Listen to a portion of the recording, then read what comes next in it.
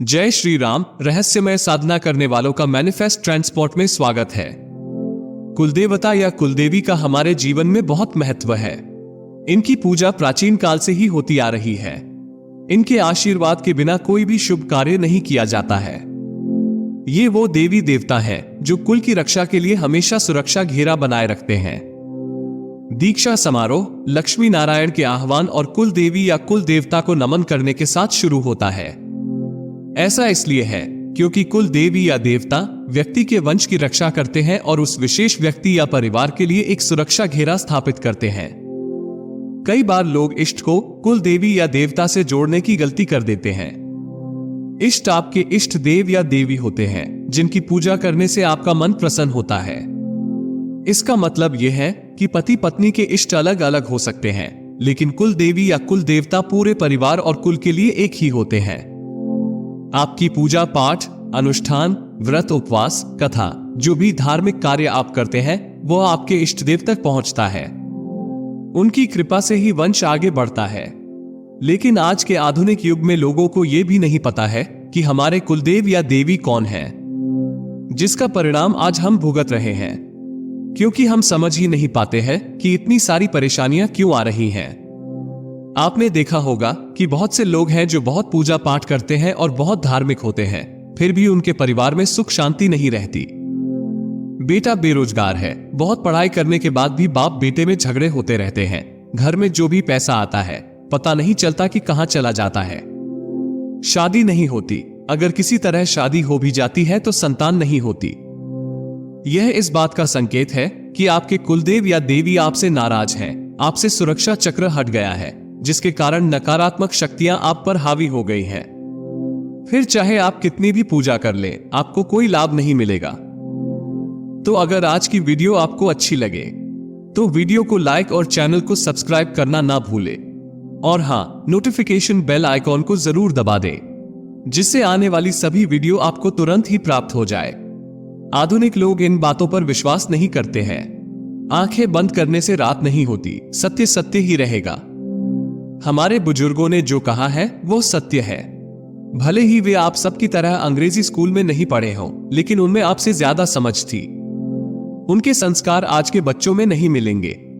अगर हम ध्यान दें तो जिस तरह विशेष साधनाओं से पहले गणपति पूजन, गुरु पूजन, भैरव स्मरण आवश्यक रूप से किए जाते हैं, उसी तरह कुलदेवताभ्यो नमः शब्दों का उच्चारण भी संक्षिप्त रूप में किया जाता है।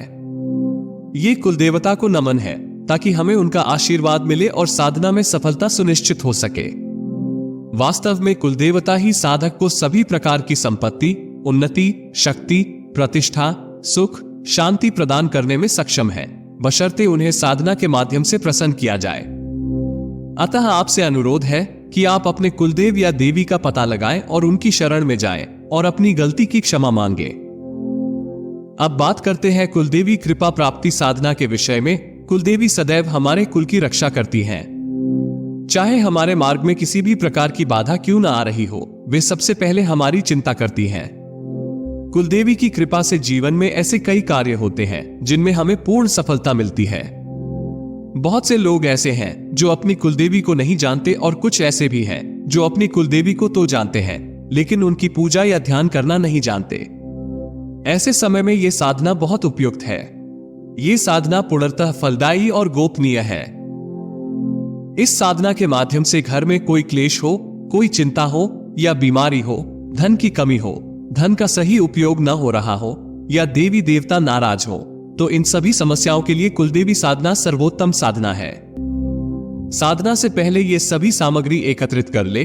3 पानी से भरे नारियल, लाल कपड़ा, 9 सुपारियां, 8 या 16 श्रृंगार की वस्तुएं, खाने के 9 पत्ते, 3 घी के दीपक, कुमकुम, हल्दी, सिंदूर, मौली, 3 प्रकार की मिठाइयां।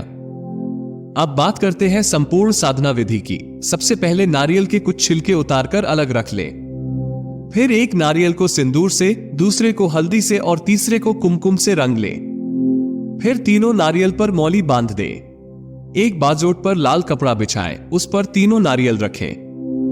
हर नारियल के सामने 3 पत्ते रखें। सभी पत्तों पर एक सिक्का रखें और सिक्के पर सुपारी रखें। फिर गुरु और गणपति पूजन करें।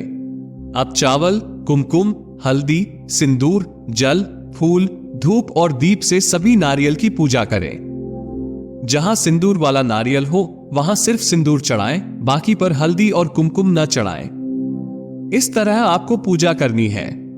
और चावल भी सिर्फ 3 रंगों में रंगने हैं। अब 3 दीपक रखें और किसी भी नारियल के पास कोई भी मिठाई चढ़ाएं। साधना पूरी होने के बाद प्रसाद को परिवार के सदस्यों में ही बांटना है। श्रृंगार पूजा में कुलदेवी की उपस्थिति को महसूस करें और श्रृंगार को अर्पित करें और देवी से उसे स्वीकार करने की प्रार्थना करें। अब लाल मूंगे की माला से 3 दिन तक प्रतिदिन 11 मालाएं मूल मंत्र का जाप करें। यह साधना शुक्ल पक्ष की 12वीं, 13वीं तथा 14वीं तिथि को करनी है। 3 दिन के पश्चात परिवार के कल्याण की प्रार्थना करते हुए सभी सामग्री को जल में विसर्जित कर दें। कुलदेवी मूल मंत्र है ओम ह्रीम श्रीम कुलेश्वरी प्रसीद प्रसीद एम नमः। अंत में मैं अपना परिचय दे देता हूं। मैंने बिहेवियर साइंस, साइकोलॉजी और डिमोनोलॉजी में अपनी शिक्षा पूरी की है और साथ ही पिछले 15 सालों से गुरु मार्गदर्शन में स्पिरिचुअलिटी सीख रहा हूं। मैंने इच्छाओं को प्रकट करने के लिए स्पिरिचुअलिटी, साइकोलॉजी और डिमोनोलॉजी के तरीकों का अध्ययन करने में 1 दशक से अधिक समय बिताया है। इस मनमोहक यात्रा में मेरे साथ शामिल होने के लिए धन्यवाद। यदि आप भी मेरी तरह प्रकृति के रहस्यों को समझाना पसंद करते हैं तो मैनिफेस्ट ट्रांसपोर्ट को लाइक, शेयर और सब्सक्राइब करना ना भूलें। अगली बार तक साधना करते रहें और याद रखें, जो लोग विश्वास करने का साहस करते हैं ईश्वर हमेशा उनकी पहुंच में है। जय श्री राम।